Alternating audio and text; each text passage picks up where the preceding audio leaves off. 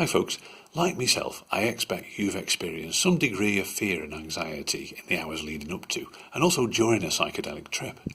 And I'm sure we're all familiar with just how easy it is to invent some sort of lame excuse and either postpone a trip, or even just talk ourselves out of having it completely. We've all been there and there's no judgment.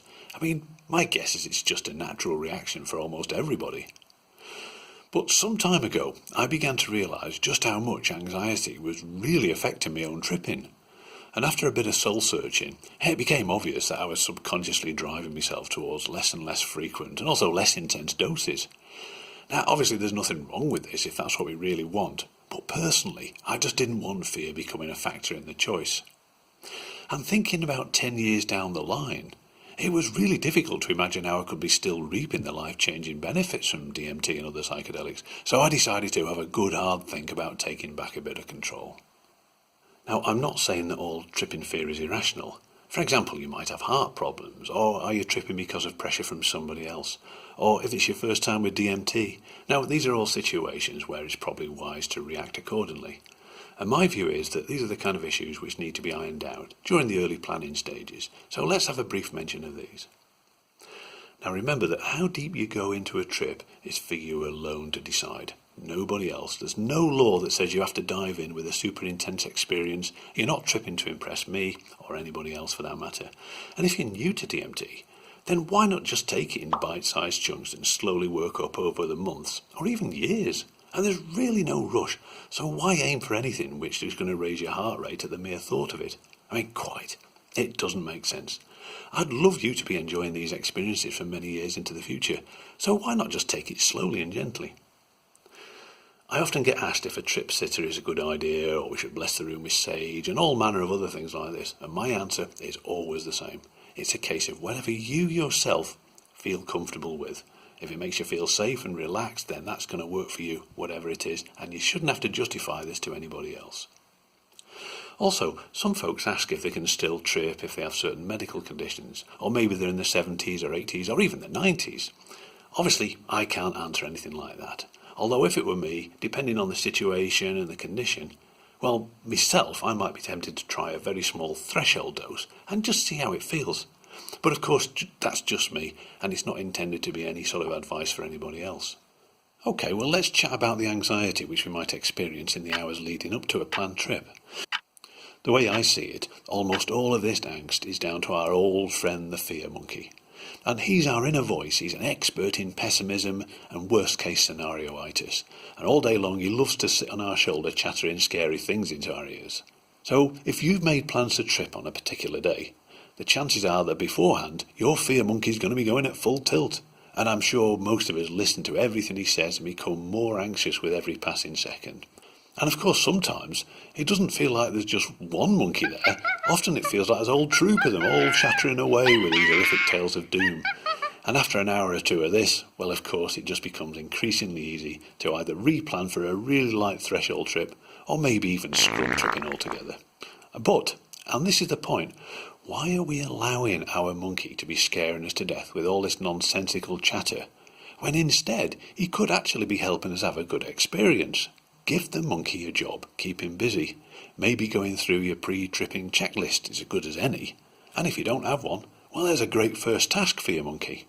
Another thing is I've found that in some ways my fear monkey just isn't that smart. He's quite easy to fool, and he normally accepts almost anything you tell him at face value. So bearing this in mind, I've got a couple more tricks to tell you about. So firstly, invent a reason why you've got to trip today. Now tell your monkey, i.e. you're telling yourself, that you're testing out a new batch of spice or maybe a new vape tool. What about a new music tripping playlist? Or even making a trip report? I mean, any old reason. Even if the excuse is really lame, your monkey will accept it and he'll quieten down with his horror stories. I initially found this one out when I was testing new devices for making YouTube videos, and later realised that even ridiculously trivial reasons work just as well. Another is, tell your monkey that there's no need to be anxious, because actually today you're only having a very gentle threshold trip. For example, say that although you're going to load up your e-mesh with 30 milligrams, you're actually only going to have one 5-second toke from it. Now obviously this in no way restricts our options, we're just fooling the monkey. And once at the point of toking, well, the strategy can change back again. We can revert back to our original plan, if we so desire. Now this next one is huge, and if you take nothing else from this video, please remember this one. Okay, believe it or not, I find it extremely useful to relish every angle of fear and anxiety that I'm feeling, and I really do love to soak it up as much as I can. And I'll tell you why. Because the day after the trip, I know that the pain that I'm feeling before it is going to be repaid many, many times over in overwhelming pride when I've yet again proved to myself that I refuse to allow my own free will to be stolen by irrational fears.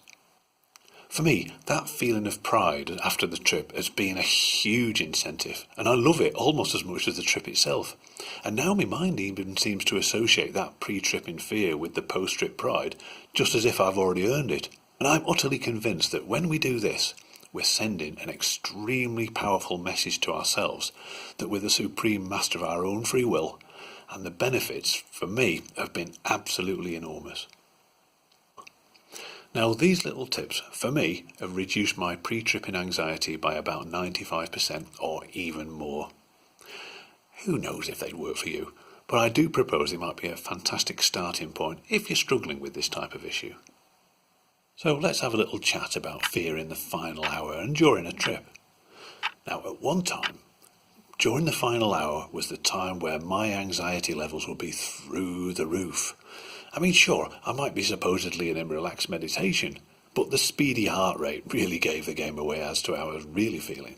But again, now I've found some really simple techniques that pretty much eliminate all of this fear. And here they are. The first is what I call session splitting, and for me it's been ridiculously effective.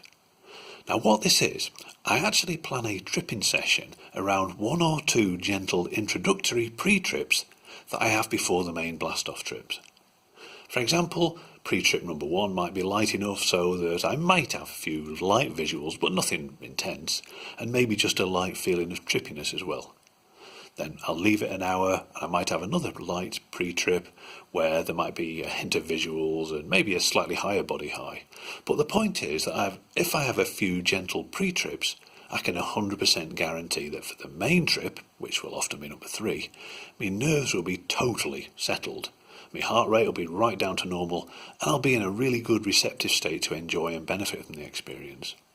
And this pre-tripping also gives me a chance to sort out any little niggling issues. If things aren't quite right with the pillows, or the curtains aren't quite right, or I suddenly remembered I've left the phone switched on, or whatever else. And it also gives me a chance to pull out of having the main blast-off trip if I still think something isn't quite right. For example, if I'm not experiencing music enhancement on the pre-trips the way that I'm expecting, or maybe I'm not getting a nice body high, or maybe I just don't feel right for tripping that day. And if I'm augmenting the trips with an MAOI as described in the previous video, this works even better. And really, I can't recommend this session splitting enough. For me, I'll tell you now, it's the only way I'll trip these days. And another thing about session splitting is there's something else about it which seems to get my body at least chemically used to DMT before the main dose. And what this means is that somehow there seems to be less chance of the slight unpleasant visuals, or maybe that trembling on the come down, or other slightly unpleasant effects. I'm really not sure how or why this works, but it really does seem to help to promote a much more pleasant, trouble-free experience all round, especially when augmenting with an MAOI. As I said, I can't recommend this enough. Another thing is, just before the trip is due, I like to remind myself that DMT really is an exquisite gift for us to enjoy and bring the benefits into our lives.